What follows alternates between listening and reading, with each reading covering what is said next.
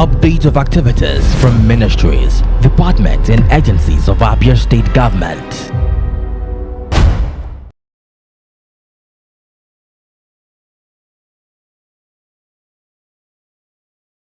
We met less than 10 healthy buckets, so to say, both Abia and Umaya. Some of the buckets we met were not even strong enough to be moved because the process of bucket involved, that's the public bucket, involves a specialized truck comes to lift up the bucket and goes and disposes the waste and returns it. So if you have a bucket that the truck cannot lift up without its scattering, it's just so to say, cosmetic bucket, not doing anything. So we set about changing these buckets, and last year we deployed about 40 buckets in Abia and Umaya. This year alone, we have also deployed additional 65 buckets. We are still in that process. We know from what we can see that Abia needs nothing less than 200 buckets because Abia is large and most of Abia is markets. What we met on ground was just one compactor and one roll-off in Umaya. We've had to refurbish about two additional, make it 3 each in Umaya. And then we also acquired recently additional equipment in Umaya. Abia, we met on ground 3 working roll-off and 3 compactors.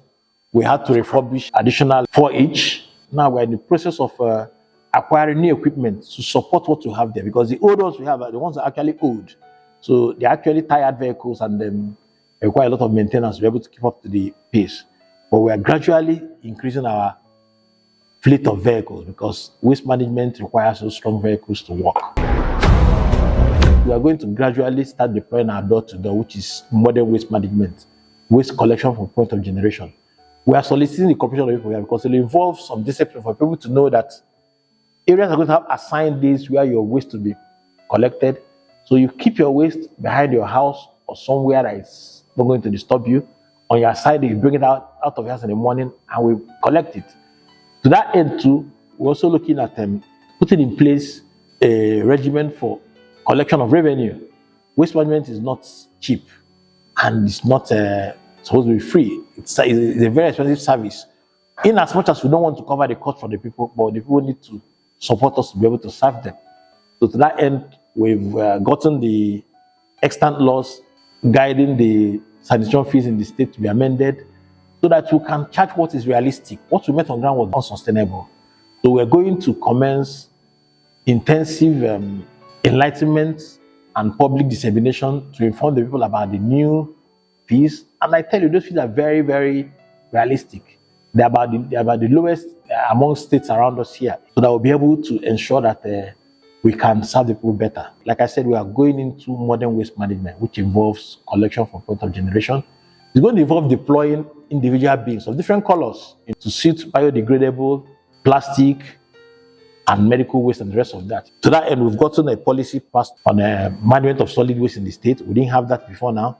We also enacted a policy on scrap metal. We didn't have that before now. We're also working on a policy on medical waste. We didn't have that before now. Let me stress that all the things we are doing are in line with what is expected of a modern state at this point in time in the 21st century. We didn't have all this before. We're now doing this. In fact, we're playing catch up, but I would say we're doing that fast. Abia is for all of us. If Abia is good, it's good for us all. If it's bad for us all. Like they say, cleanliness is next to godliness. We can't be God's own state and we'll be dirty. So pick on Abia, join ASEPA and support ASEPA to serve you better. We want to move. Yes, we've left our position before as the dirtiest state, but we are aiming to be one of the cleanest states within the next 2 years maximum. So Abia, it's a collective effort.